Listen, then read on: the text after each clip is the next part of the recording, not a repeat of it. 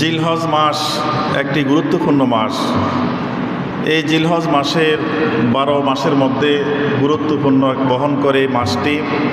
যেহেতু এই মাসের মধ্যেই আল্লাহ পাকের অন্যতম বিধান, 5টি স্তম্ভের মধ্যে একটি স্তম্ভ কালেমা, নামাজ, রোজা, হজ, জাকাত। এই হজ যে বিধানটা রয়েছে, এই হজের বিধানটা আল্লাহ পাক আমাদের উপর ফরজ করে দিয়েছেন এই জিলহজ মাসে। যেহেতু জিলহজ মাসে হজ ফরজ, সেজন্য জিলহজের মাস যখন শুরু হয় 1 তারিখ থেকে আমাদের কিছু কর্তব্য রয়েছে জিলহজের। যেমন প্রথম যে বিষয়টা রয়েছে, জিলহজের 1 তারিখ থেকে একেবারে 9 তারিখ পর্যন্ত রোজা রাখা, নফল রোজা। 10 তারিখে তাও ঈদের নামাজ পড়ে যারা কোরবানি দেয় তারা কোরবানি দিয়ে, কোরবানি গোশত দিয়ে তারপরে ওই দিনের খানা শুরু করা, অর্থাৎ এইটাও একটা সুন্নতের মধ্যে অন্তর্ভুক্ত।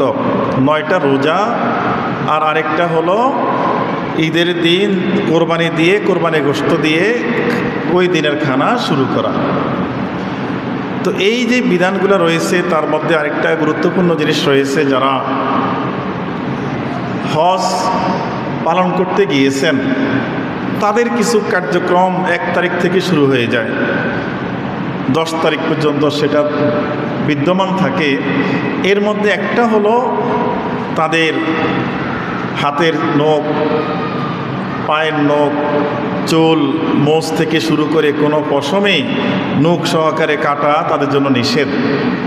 সেজন্যে যারা কোরবানি দিবেন আপনারাও এই জিলহজের 10 দিন 1 তারিখ থেকে চাঁদ দেখা থেকে শুরু করে ঈদের নামাজ পর্যন্ত হাতের নখ, মোচ, চুল সব কিছু কাটা, টেনে ছিঁড়ে ফেলা সবগুলোই বন্ধ রাখতে হবে। এইটা সুন্নতে জায়েদা, এটা মুস্তাহাব একটা আমল। এটার মধ্যে আল্লাহ পাক খুশি হন, যেহেতু হাজি সাহেবদের সাথে রঙে রং মিলিয়ে, কাজে কাজ মিলিয়ে এই বিরত থাকা, চুল দাড়ি থেকে শুরু করে, মোচ থেকে শুরু করে, নখ থেকে একেবারে 1 তারিখ থেকে 10 তারিখ পর্যন্ত, অর্থাৎ কোরবানি দেওয়া ঈদের নামাজ পর্যন্ত এই কাটা ছেঁড়া সব বন্ধ রাখার চেষ্টা করতে হবে। যারা কোরবানি দেয় নাই তাদের ওই কাজটা করতে হবে, খেয়াল রাখতে হবে। জিলহজের চাঁদ যখন দেখা যায় 1 তারিখ থেকে শুরু করে একেবারে ঈদের নামাজ, জিলহজ ঈদুল আজহার নামাজ পর্যন্ত এই কাজটা করার চেষ্টা করতে হবে।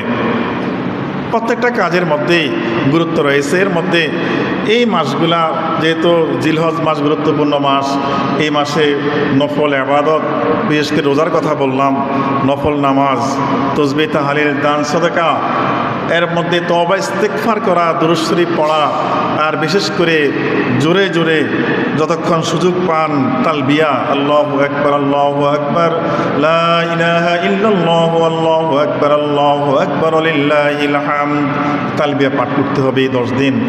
জিলহজের মাস শুরু হয়ে গেলে মুসলমানদের অনেকগুলো কর্তব্য রয়েছে, কাজ রয়েছে। চেষ্টা করতে হবে এই কাজগুলো যেন আমাদের থেকে ছুটে না যায়। ছুটে গেলে এই জিনিসগুলো থেকে আমরা মাহরুম হয়ে গেলাম। প্রত্যেকটা জিনিস, যেমন আমরা এই হজ কারা যাবে? আল্লাহ পাক কোরআনে মাজিদে এই হজে যাওয়ার জন্য ফরজ হিসাবে সাব্যস্ত করে দিয়েছেন। আল্লাহ বলছেন, ওয়ালিল্লাহি আলান নাসি হিজ্জুল বাইতি মান ইসতাতাআ ইলাইহি সাবিলা। আল্লাহ পাক বলছেন, মহান আল্লাহ বলেন যে মুমিন বান্দারা বাইতুল্লাহ শরীফ যারা যে পর্যন্ত পৌঁছার সামর্থ্য রাখে, হজ পালন করা তাদের উপর ফরজ করে দেওয়া হয়েছে। এখানে মধ্যে রাসূল পাক সাল্লাল্লাহু আলাইহি সাল্লাম বলছেন, 2টো জিনিস তার জন্য লাজিম করে দিয়েছেন। একটা হলো বিজাদিন ও রাহিলাতিন, জাদ এবং রহেলা, 2টা উদ্দেশ্য। হজের উদ্দেশ্যে পথে যাওয়ার জন্য যে খরচটি রয়েছে, আর যানবাহনের সুব্যবস্থার জন্য, তার খরচ মেটানোর জন্য যা টাকা পয়সা দরকার, এইগুলো যা রয়েছে, তার উপরে জীবনে একবার হজ ফরজ। তাহলে এই ফরজ কাজটা আমাদের থেকে ছুটে যায়। আমরা অনেকেই সমর্থবান হই, বিশেষ করে যারা সৌদি আরবে অবস্থান করে চাকরি নিয়তে গিয়েছে, আবার বাড়িতে আসবে, মাঝখান দিয়ে যদি কফিল থেকে ছুটি নিয়ে অল্প খরচে হজ করে আসা যায়, এটা কিন্তু আমাদের অনেকেই করে না, করার চেষ্টাও করে না। বাংলাদেশ থেকে একজন লোক হজে যাওয়া আসা এখন 6 লাখ টাকা দরকার, কিন্তু যারা সৌদি আরবে অবস্থান করছে, মক্কাতে হোক, মদিনাতে হোক, জেদ্দা, রিয়াদ থেকে, দাম্মাম, তায়েফ, এই যে কাজ, এগুলো থেকে কাছাকাছি আসতে খুব সহজ। এখান থেকে হজের উদ্দেশ্যে যদি আসা যায় তাহলে এত খরচ লাগে না, আর এত দিনও সেখানে কাটানো লাগে না।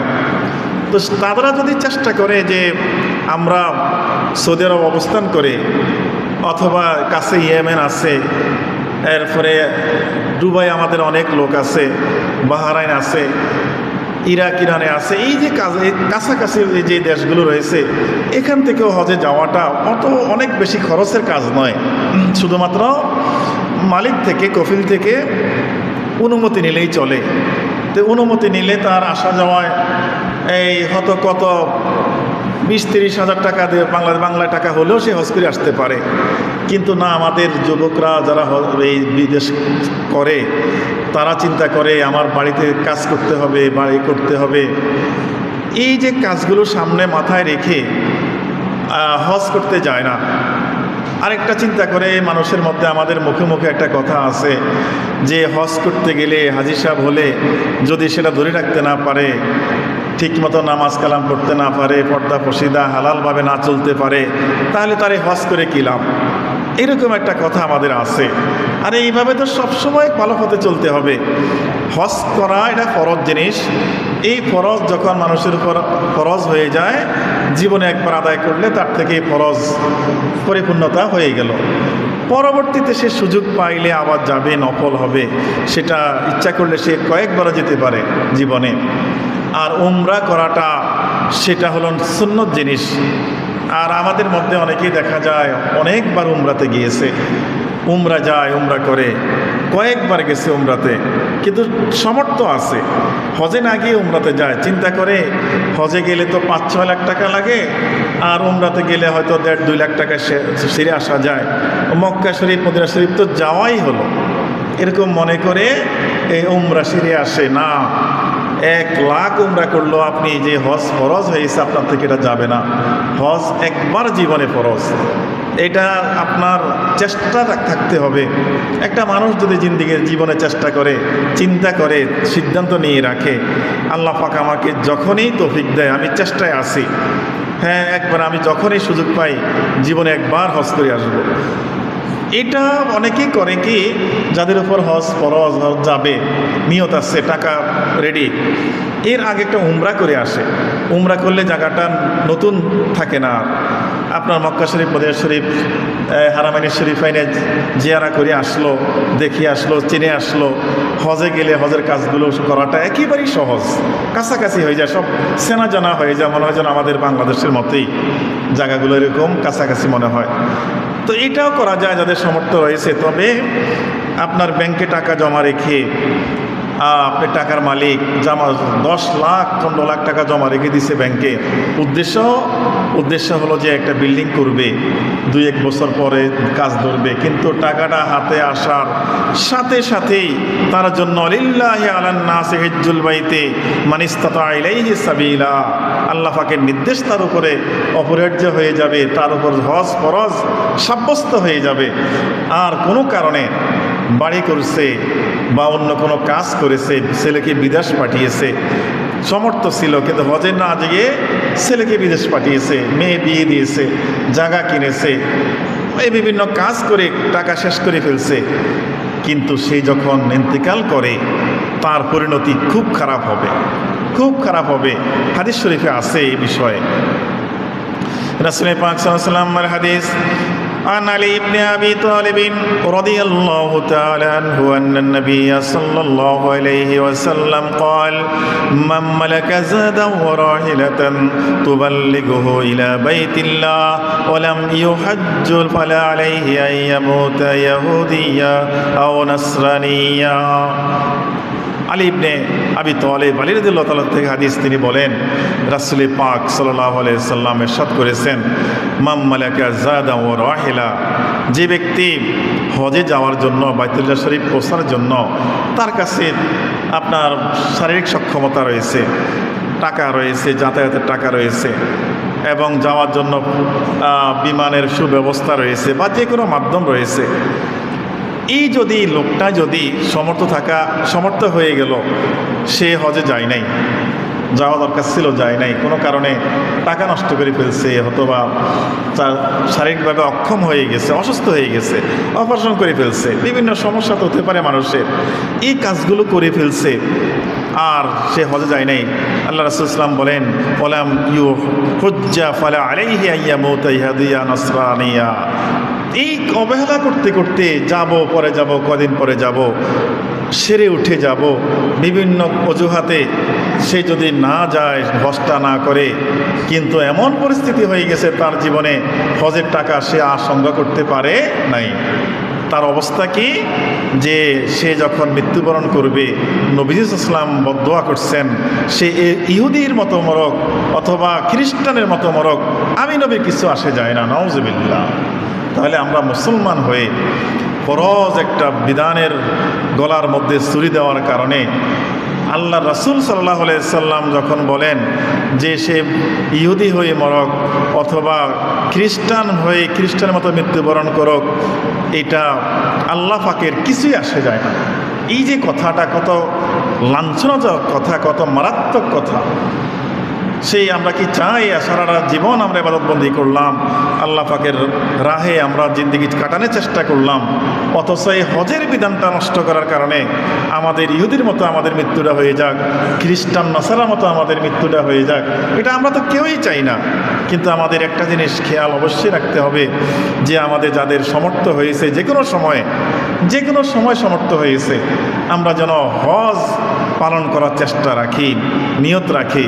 যদি সমর্থ হয়েছে, আপনার বাড়ি গাড়ি করেছেন, জায়গা জমিন কিনেছেন, অন্য কাজ করে ফেলছেন, যত দ্রুত সম্ভব, যেভাবে সম্ভব, এখন প্রথম সমর্থবান হয়েছেন, তখন আপনার টাকা হারপ লওয়া দরকার ছিল না, আপনার টাকা কারো কাছে চাওয়া দরকার ছিল না, আপনার জায়গাও বিক্রি করা দরকার ছিল না।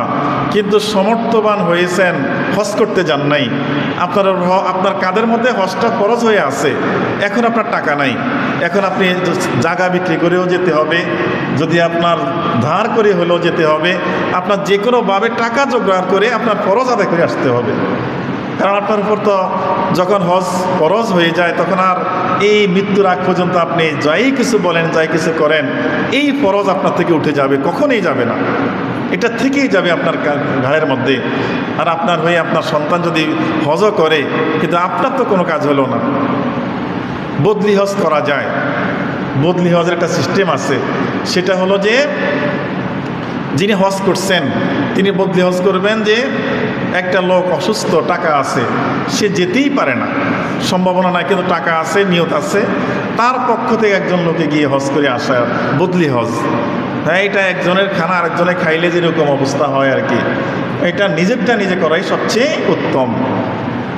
এরপরও যে ফরজ হয়ে গিয়েছে, এখন এক মুমূর্ষ হয়ে গেছে, এখন যাওয়ার কোনো সম্ভাবনা নাই, টাকা আছে, এই টাকা দিয়ে শারীরিক সক্ষমতা না থাকলে তো হজে যাওয়া যাবে না। এখন সৌদি আরবের সিস্টেমও হজে তাকে নিবে না, ভিসা দিবে না যদি শারীরিক ফিটনেস না থাকে। তাহলে এই হজের বিধানটা কিন্তু আমরা অবহেলা যেন অবশ্যই না করি, এটা ফরজ বিধান, ফরজটাকে যেন অবহেলা না করি, মনে করি যেন জীবনে একবার, তো এই জন্য আমাদের এই বিষয়টা আলোচনা কম আসে। একটা লোকের উপর জীবনে একবার ফরজ হয়, হজ প্রত্যেক বছরে একবার আসে, কিন্তু আমাদের উপর, আপনাদের উপরে, একটা ব্যক্তির উপরে জীবনে একবার ফরজ হয় বিদায় এই লোকটায় কখন হজ ফরজ হয়েছিল এটা আলোচনায় আসে না, সেও আলোচনার মধ্যে আনে না। এখন বিভিন্নভাবে সে অপারগ হয়ে বসে আছে, আমি মনে হয় যেন আর আমার পক্ষে সম্ভব না যাওয়া, কিন্তু ইহুদি হয়ে মারা যাক অথবা নাসারা খ্রিস্টান হয়ে মারা যাক, আল্লাহ পাকের কিছুই আসে যায় না। রাসূল পাক সাল্লাল্লাহু আলাইহি ওয়াসাল্লামের এই বাণী কত কঠিন, গভীরভাবে চিন্তা করলে বুঝবেন যেটা কত কঠিন একটা শব্দ। সেই জন্য আমাদের এই বিষয়টা একটু খেয়াল রাখতে হবে। আর রাসূল পাক সাল্লাল্লাহু আলাইহি ওয়াসাল্লামের আরেকখানা হাদিস,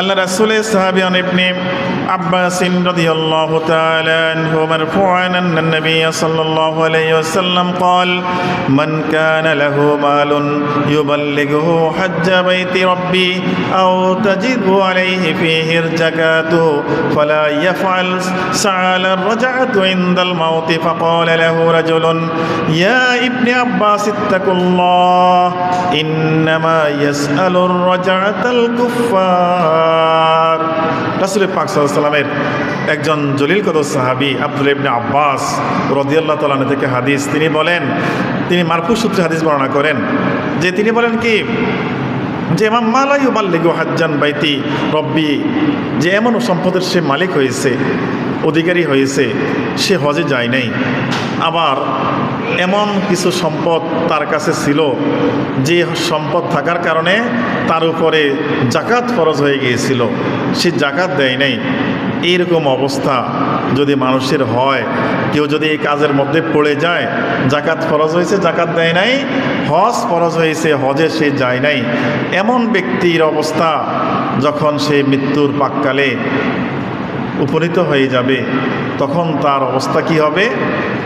সে রাসূল পাক সাল্লাল্লাহু আলাইহি ওয়াসাল্লামের হাদিসে আল্লাহ রাসূল সাল্লাম কোরআন শরীফের একখানা আয়াত উল্লেখ করেছেন। আয়াতখানা হল যে وَأَنفِقُوا مِمَّا رَزَقْنَاكُم مِّن قَبْلِ أَن يَأْتِيَ أَحَدَكُمُ الْمَوْتُ فَيَقُولَ رَبِّ لَوْلَا أَخَّرْتَنِي إِلَىٰ أَجَلٍ قَرِيبٍ। আল্লাহর পাক কোরআন শরীফের আয়াত উল্লেখ করেছেন যে আনফিকু মিম্মা রাযাকনাকুম, তোমাদের যাদের রাযাকনাকুম, তোমাদের আমি রিজিক দিয়েছি, সম্পদ দিয়েছি, তোমরা এখান থেকে খরচ করো, আল্লাহর হস্তে দান করো, জাকাত দাও, সদকা করো, হজ ফরজ হলে হজে যাও, তোমাদের এই কাজগুলা করো। যদি না করে কেউ আইয়াতিয়া আহাদুকুমুল মাউত, যখন লোকটার মৃত্যু চলে আসে, মৃত্যু যখন চলে আসে, যেহেতু এর আগে হাদিসে আল্লাহ রাসূল বলছেন যে কোনো ব্যক্তির হজ ফরজ না হলে সে ইহুদি খ্রিস্টান মতো মৃত্যুবরণ করবে, এটা আল্লাহর কিছু আসে যায় না। এই আয়াতের মধ্যে সেই কথাটা আছে যে আইয়াতি আহাদাকুমুল মাউত, ওই রকম ব্যক্তির যখন মৃত্যু সামনে চলে আসে, তখন সে মৃত্যুর সামনে অবস্থা দেখে ফেলে, মৃত্যুর অবস্থা দেখে ফেলে, ফেরেশতা দেখে ফেলে, তার যে এখন সাকরাতুল মাউত শুরু হয়ে যাবে, কারো কোনো অপকার করার কিছুই সমর্থ থাকে না, সবাই চেয়ে থাকে, কিন্তু মৃত্যু যার কাছে আসে সেই বুঝতে পারে তার অবস্থা কি, কঠিন অবস্থা। তখন সে বলতে থাকে ফায়াকুলা রব্বি লাউলা আখারতানি ইলা আজালিন করিব, আল্লাহ, এই বলতে থাকে আল্লাহর কাছে ফেরেশতা দেখে, মৃত্যুর ফেরেশতা দেখে, আল্লাহ লাউলা আখারতানি ইলা আজালিন করিব, আমি তো ভুল করে ফেলেছি, আমাকে আরও কিছু সময় দেন। মৃত্যুর ফেরেশতা তো আমার জন্য পাঠিয়ে দিয়েছেন, আমার তো জীবনের সবটাই ভুল হয়ে গেছে, আমার জীবনে অনেক ফরজ হয়েছে, জাকাত দেই নাই, হজ ফরজ ছিল হজে যাই নাই, অনেক বিধান আমার উপরে ফরজ হয়ে গেছিল, আমি কার্যকর করি নাই। তখন মৃত্যুর পাককালে এই অবস্থা সত্য যখন তার সামনে চলে আসবে, সে তখন বলতে থাকবে আল্লাহ আমাকে কিছু সময় দেন, আজালিন করিব, অল্প সময় দেন আমাকে, দুনিয়াতে আরো কিছু হায়াত আমাকে দান করেন, আমাকে আরো কিছু সুযোগ দেন, কি করব?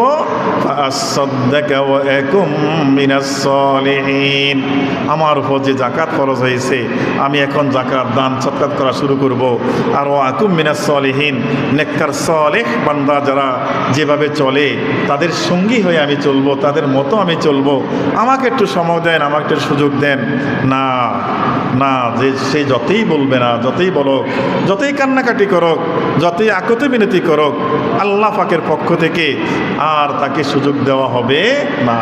আফসোস করতে করতেই এই কঠিন মৃত্যুর মধ্যে সে ধাবিত হয়ে যাবে, যেটা দুনিয়ার মানুষ দেখবে স্বাভাবিক, যে চোখ উল্টিয়ে গেছে, অথবা তার পেট নষ্ট হয়ে গেছে, বা তার অবস্থা পরিবর্তন বেগতিক হয়ে গেছে, অথবা কিছু মানুষ একেবারে সরল হয়ে গেছে, তার রগরেশা যা আছে সব তার একেবারে ছোট করে ফেলে, খিচিয়ে ফেলে। সেই মৃত্যুর অবস্থায় যখন পৌঁছে যায়, যতই চিৎকার করে আল্লাহ আমাকে সময় দেন, আমাকে আরও কিছু সময় দেন, আমি যত দান সৎকার হজ যাকাত যা আছে সব করব। লা ইয়াস্তাখিরুনা সাআতাও ওয়ালা ইয়াস্তাকদিমুন।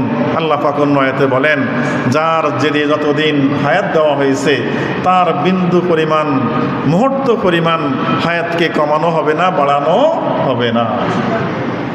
এই জন্য হায়াত থাকতে হায়াতের মূল্য বুঝতে হবে। মৃত্যুর আগে আসলে যতই কান্নাকাটি করো, আল্লাহ পাক যেহেতু কোরআন কারিমে বলছেন মানুষগুলোর অবস্থা এরকমই হয়, এরকমই হয়, এতে বিন্দু মাত্র সন্দেহ নাই। কোরআন শরীফের আয়াত, আল্লাহ বলছেন এই কথাগুলো, যে মৃত্যুর আগে যে মানুষের কান্নাকাটি কোনো উপকার হবে না যদি আমরা গড়িমসি করি, দেরি করি। খেয়াল রাখতে হবে আমাদের এই যে বিধানগুলো রয়েছে।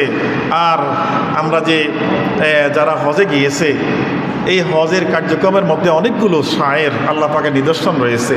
যেহেতু আল্লাহ পাক কোরআনে কারিমে উল্লেখ করছেন, ওমাই ইউআজ্জিম শাআইরাল্লাহ ফাইন্নাহা মিন তাকওয়াল কুলুব।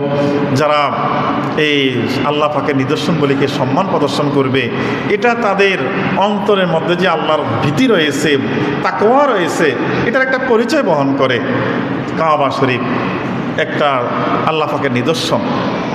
এটা এখানে মধ্যে জমজম কূপ রয়েছে, হ্যাঁ, মাকামে ইব্রাহিম রয়েছে। জমজম কূপ ওই যে ইসমাইল আলাইহিস সালামের পায়ের আঘাতে মাটির নিচ থেকে পানি যে চলে আসছে, উঠছে, সে পানি হাজরা আলাইহিস সালাম সাফা মারোয়া পাহাড় কাছে দৌড়াদৌড়ি করছেন, মাঝখানে একটু আস্তে আস্তে হাঁটছেন, ওই ছেলের দিকে দেখছেন যে ছেলেটা কি অবস্থায় আছে। হ্যাঁ, খাওয়া দাওয়া নাই, জনশূন্য অবস্থা, কোনো ঘর বাড়ি নাই, গাছপালা নাই, খাওয়া দাওয়া নাই, একেবারে মরুভূমি, দুটা পাহাড়। হাজরা আলাইহিস সালাম ইসমাইল আলাইহিস সালামকে শোয়ায়ে দুইটা পাহাড়ের মধ্যে দৌড়াদৌড়ি করছেন, সাফা মারোয়া। এই জন্য যারা হজ উমরাতে যায়, সাফা মারোয়া দৌড়াদৌড়ি করতে গিয়ে মাঝখানে একটা জায়গা আছে সবুজ চিহ্নিত করা, সেখানে পুরুষরা দৌড়াদৌড়ি দৌড় দিতে হয়। মহিলারা স্বাভাবিক হাঁটে, পুরুষরা সেখানে গিয়ে দৌড় দেওয়া লাগে, সেটাই বিধান। এখানে ওয়াজিব কাজ কিন্তু একেবারে এই সাফা মারোয়া সাই করা। সেখান থেকে দেখা যায় যে আপনার ইসমাইল আলাইহিস সালাম যেখানে পদচিহ্ন পাও দিয়ে আঘাত করার কারণে পানি উঠছে, পানি উঠতেছে, হাজরা সালাম আসলেন, বালু দিয়ে বাঁধ দিলেন, বাঁধ দিয়ে বললেন যে আজ পানি গেলে উঠতেই আছে, বন্ধ হয় না। হাজরা সালাম বললেন জমজম, অর্থ হলো যে থেমে যাও, থেমে যাও। পানি স্থির হয়ে গেল। এখন পর্যন্ত যত পানি উঠাইতেছে, পানি কোনো শেষ নাই, তবে স্থির অবস্থায় আছে। এই যে সেখান থেকে জমজম চলে আসছে, নিদর্শন আল্লাহ পাকের। মাকামে ইব্রাহিম, যে পাথরের মধ্যে তিনি দাঁড়িয়ে কাবা শরীফ যখন নির্মাণ করছেন, একজন মানুষ হাতে যতখানি লাখ পায়, তার উপরেরটা কীভাবে করবে, কত উঁচু কাবা শরীফ। তখনই একটা জান্নাতি পাথর সামনে আসছে, ইব্রাহিম আলাইহিস সালাম সেখানে দাঁড়ালেন, পাথরটা নরম হয়ে দুই পা গর্ত হয়ে নিচের দিকে ঢুকে গেছে, পায়ের চিহ্ন আছে পাথরের মধ্যে, পাথর নরম হয়ে গেছে, পাও নিচের দিকে পাথরের মধ্যে নরম হয়ে একটু দাগ পড়ে আছে, কত 2 ইঞ্চির মতো নিচে ডাবি গেছে। এই পাথরটা যতখানি দরকার ইব্রাহিম আলাইহিস সালামকে উঠিয়ে পাথর নেওয়ার পরে পাথর আবার আস্তে জমিনে নামাই দেয়, লিফটের কাজ করে। সেখান থেকে লিফট আসছে, যে সম্ভব একটা মানুষকে উপরে নিয়ে যাওয়া আবার নিচে আসা। এই পাথর আল্লাহ পাকের কি পরিমাণ একটা নিদর্শন। সেই কাবা শরীফের দরজার সামনে মাকামে ইব্রাহিম সেই পাথরটা রয়েছে, এখনও যারা যায় সেই পাথরটাকে দেখা যায়। এর সামনে সেখানে 2 রাকাত নামাজ পড়ার আগে মাকামে ইব্রাহিমে। তো এই নিদর্শনগুলোকে সম্মান করার জন্য আল্লাহ পাক বলছেন, ওমাই ইউআজ্জিম শাআইরাল্লাহ ফাইন্নাহা মিন তাকওয়াল কুলুব। আল্লাহ পাকের নিদর্শনগুলো সম্মান প্রদর্শন করা, এটা মুমিনের তাকওয়ার একটা অন্যতম উদাহরণ।